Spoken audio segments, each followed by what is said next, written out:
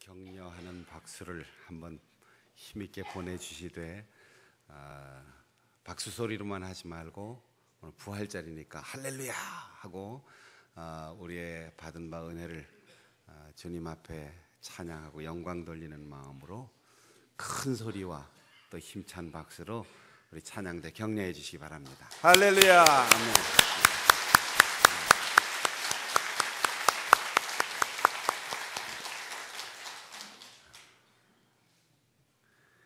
베드로를 초청한 고넬료는 이탈리아대라고 하는 특별한 부대의 백부장이라고 하였습니다. 100명의 부하를 거느린 로마의 군대 지휘관, 당시 세계를 지배하는 로마 제국의 군인들의 위세는 어디에 가든 대단했을 것입니다. 신약 성경에는 이 100명의 부하를 거느린 백부장의 이야기가 몇 군데 나옵니다. 산상설교를 마치고 산에서 내려온 예수님께 찾아온 가버나움에서 만났던 백부장은 자기가 거느리는 하인이 중풍병이 들렸을 때 예수님을 찾아와서 고쳐달라고 요청을 했습니다. 예수님께서 내가 가서 고쳐주리라 이랬더니 백부장 말이 나도 부하가 있는데 내가 가지 않아도 가라 오라 말만 하면 내 부하들이 탁탁 움직입니다. 그러니 수고스럽게 저희 집에 갈 것까지 없이 여기서 나아라 말씀만 하시면 내 하인이 나을 줄로 믿습니다. 그래서 예수님께서 그의 믿음을 칭찬하셨고 백부장은 집에 돌아가 보니까 이미 하인이 나아 있었습니다. 누가복음에 보면 그 백부장이 평소에 유대인들에게 호의적이었고 유대인들의 모임인 회당을 건축하는데 상당한 지원을 아끼지 않았던 사람이다라고 설명하고 있습니다. 또 마태복음 27장에는 예수님께서 십자가에 달리실 때 많은 사람들이 조롱하고 비웃고 예수님을 모욕했는데 그 십자가 사형을 집행하는 지휘관 백부장이 예수님이 운명하시는 그 순간 정말 하나님의 아들이었다라고 고백하고 있습니다. 오늘 우리가 사도행전에서 읽은 고넬료는 경건한 사람, 하나님을 경외하는 사람, 많이 구제하는 사람, 항상 기도하는 사람, 신앙인으로서 모든 조건들을 완벽하게 훌륭하게 갖춘 사람이었습니다. 그리고 천사가 그에게 찾아와서 네가 기도하는 것과 네가 선한 일을 행하는 것 하나님께서 다 알고 계시고 하나님께서 그것을 받아주셨다. 그래서 내가 너에게 왔다. 너는 가까운 곳에 와 있는 베드로를 불러서 그의 말을 들어라 라고 했습니다. 여러분, 경건하고 하나님을 경외하고 많이 구제하고 항상 기도하는 사람, 사실 이 정도 되면 천사가 필요 없어요. 목사가 찾아갈 필요도 없어요. 누가 뭐라고 나무라거나 가르치고 충고해 줄 필요 없어요. 그런데 왜 천사가 찾아왔을까요? 식민 제국의 지휘관에게 왜 식민지 백성 중에도 저 시골 사람 베드로를 만나라고 했을까요? 이 세상의 모든 좋은 조건, 권력, 지위, 명예, 착한 마음, 성품, 따뜻한 사랑의 마음, 구제, 규칙적으로 기도하는 것 다 갖추어도 예수 그리스도가 없으면 아무것도 아니라는 거예요. 여러분, 오늘 우리 교회 안에 사람들에게 칭찬받고 수십 년 교회를 다니고 주일 빠짐없이 11조 잘하고 여러 가지 사역에 다 동참했는데 오늘 예수 그리스도께서 여러분 삶의 중심에 계시는지 이걸 깊이 성찰해 보시기를 바랍니다. 다 가졌는데 단 한 가지, 예수님이 계실 때도 이 모든 조건을 다 갖춘 선한 유대인 관원 한 사람이 찾아왔을 때 너 있는 것 다 팔아도 나를 따르는 삶이 없다면 너에게 그 한 가지 부족한 것 때문에 천국문에서 탈락하고 말 거다. 그는 재물이 심히 많은 고로 그 재물을 포기할 수 없어 쓸쓸히 돌아섰다고 했어요. 그때 제자들이 예수님께 묻습니다. 저렇게 종교적으로 철두철미하고 선한 일을 많이 하고 나무랄 데 없이 완벽한 사람인데 저 사람이 천국에 못 가면 누가 가겠습니까? 예수님께서 말씀하셨어요. 구원은 사람의 일이 아니고 하나님의 일이다. 부자가 그것을 포기할 수 있는 용기와 결단을 갖지 않고 아무리 종교적인 열심으로 살아간다 할지라도 그것은 낙타가 바늘구멍으로 들어가는 것처럼 불가능한 일이다. 여러분, 고넬료에게도 예수 그리스도가 필요했습니다. 완벽한 종교인에게도 예수 그리스도를 따르는 삶이 필요했습니다. 오늘날 사람들에게 존경받고 박수받는 큰 교회 목사님에게도 예수가 없으면 아무리 오랫동안 교회를 드나들어서 유명한 장로님이 되어도 권사님이 되어도 선행을 많이 한 집사님이 되어도 나무랄 데 없이 세상에서 존경받는 그 어떤 사람이라 할지라도 예수가 계신가? 예수가 필요하지 않은 사람은 세상에 아무도 없습니다. 이성봉 목사님은 부흥회 하시면서 늘 불렀던 노래가 있어요. 아름답다 예수여 나의 좋은 친구, 날 위하여 죽음과 날 위해 사셨네. 예수 없는 사업은 성공 같되 실패요, 예수 있는 생활은 만사유익합니다. 물을 떠난 고기가 혹시 산다 하여도 예수 떠난 심령이 사는 법은 없어요. 그래서 아침에는 예수로 눈을 뜨게 하시고 저녁에는 예수로 잠을 자게 하시네. 예수님 내 주여 내 중심에 오셔서 주님 한 분만으로 만족합니다. 이렇게 노래하셨어요. 여러분도 예수 한 분이면 100% 만족. 그러나 99%다 가진 것 같지만 예수 한 분 없으면 우리의 인생 허무하고 의미 없이 흙에서 나서 흙으로 돌아가는 허무한 인생인 것을 아시기 바랍니다. 일생 동안 예수님을 사랑하면서 제자들 가운데 가장 오래 살았던 사람, 순교하지 않고 살았던 제자가 요한입니다. 끓는 기름 가마솥에 집어넣는데 시원하다, 불 좀 더 떼라 이러면서 나왔다는 거 아니에요. 도저히 죽일 수가 없으니까 저 지중해 반모섬에다가 귀향을 보냈는데 거기서 다시 오실 예수님을 만났어요. 그래서 쓴 게 요한복음, 요한 1, 2, 3, 4 서신에 이어서 요한계시록을 썼는데 다시 오실 예수님, 과거의 예수님이 아니고 기억 속에 있는 예수님이 아니라 다시 오실 그분을 만나고 쓴 책의 제일 첫 서문이 예수예요. 예수 그리스도의 계시라. 계시록의 마지막이 예수 그리스도의 은혜가 있을지어다. 예수로 시작하고 예수로 기술하고 예수로 끝난 게 계시록이에요.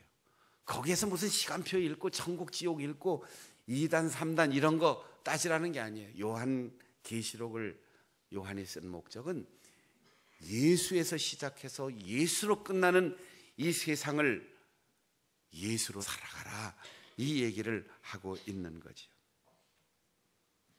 사도들은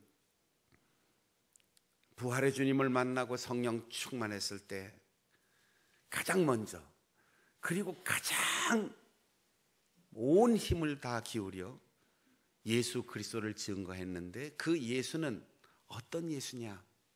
다시 살아나신 예수입니다.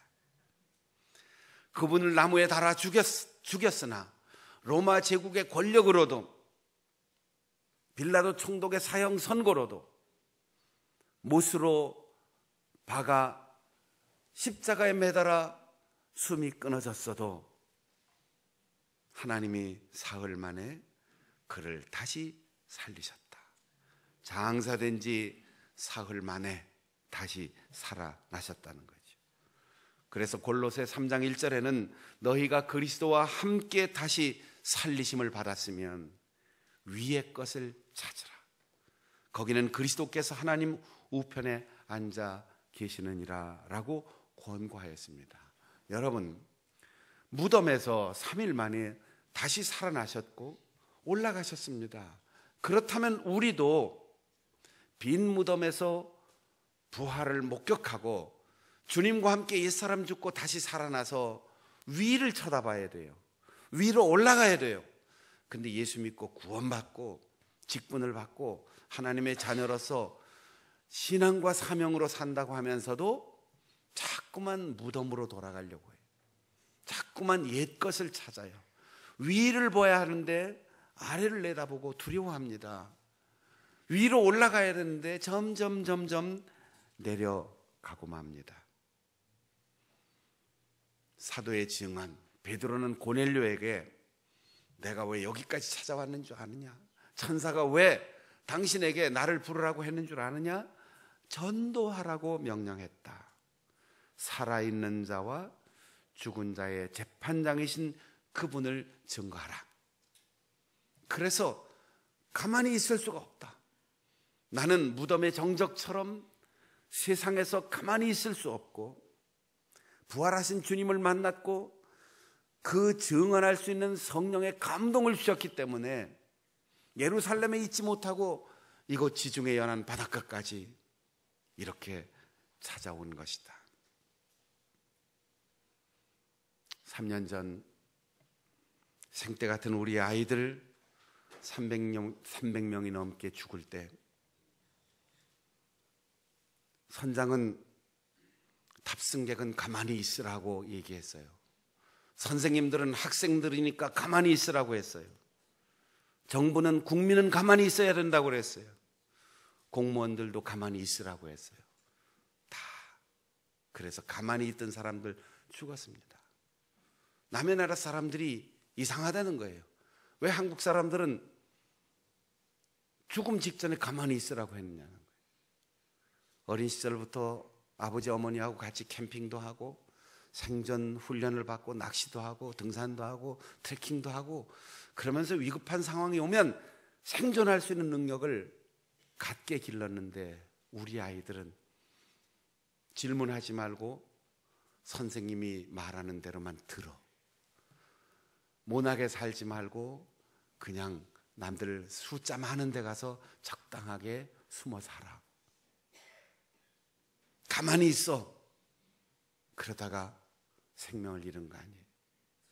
여러분, 오늘날 교회도 오래 신앙생활하고 직분이 중요한 사람들이 신자들 보고 가만히 있으라. 가만히 있으라. 명상하고 읽고 쓰고 점잖게 드나들어. 아니에요. 죽음을 이기고 부활하신 그분, 성령께서 우리의 마음을 감동하는데 우리가 어찌 가만히 있을 수 있어요? 오늘 예배 마치고 나가서 찬양하시고, 나가서 예수 부활하셨습니다라고 증거하시고, 생명이 땅에 있지 않고 하늘에 있음을 증언하시고, 그분이 이 땅에 심판의 주로 다시 오실 것을 증언하세요.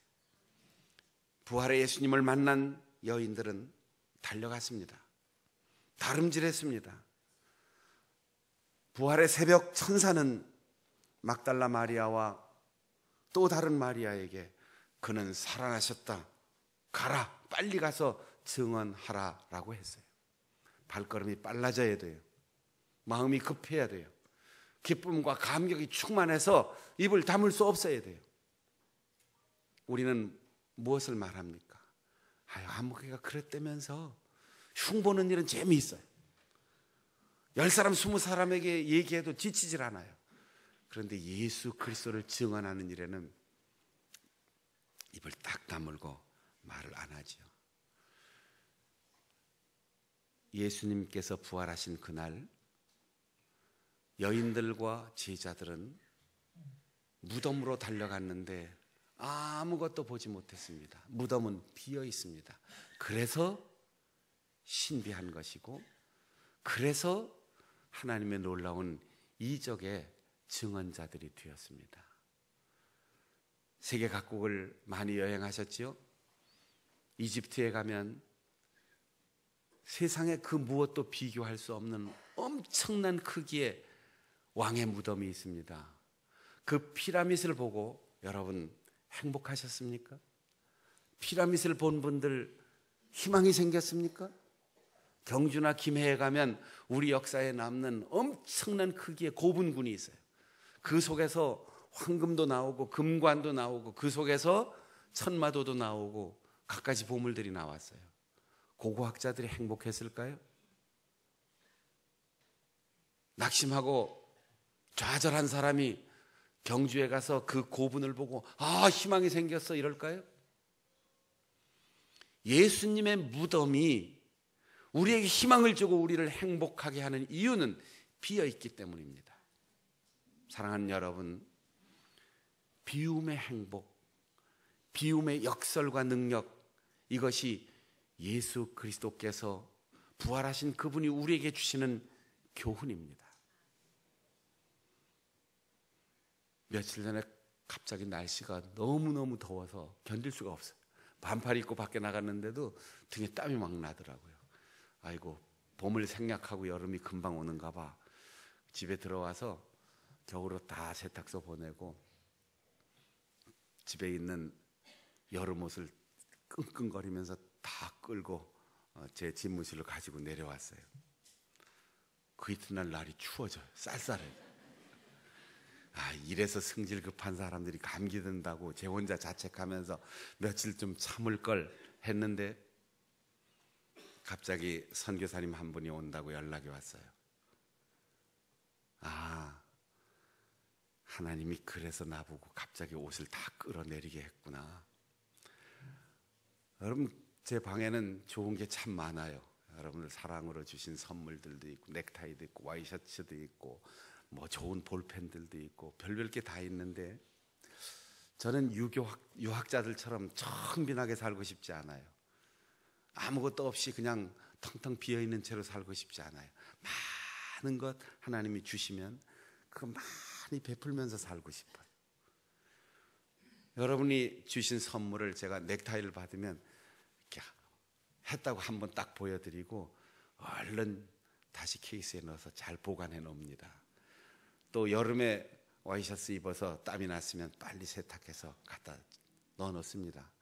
그리고 작은 교회 목사님이나 선교사님들 오시면 새 것과 다름없는 그것들을 이렇게 나눠주는데 뭐 물건만 주겠습니까? 근데 제가 받을 때는 참 기분이 좋아요. 받을 때는 아, 좋다. 그런데 그걸 한꺼번에 다 꺼내놓고 선교사님한테 주는데 아유, 행복해요. 그리고 받을 때의 기쁨과 비교할 수 없이 10배, 20배, 100배 기분이 좋은 거죠. 그래서 지갑이 텅 비고 제 책상 서랍이 텅 비고 제 옷장이 텅 비고 이러면 아유, 아까워. 그렇지 않아요. 빈 것을 탁 보면서 아, 행복하다.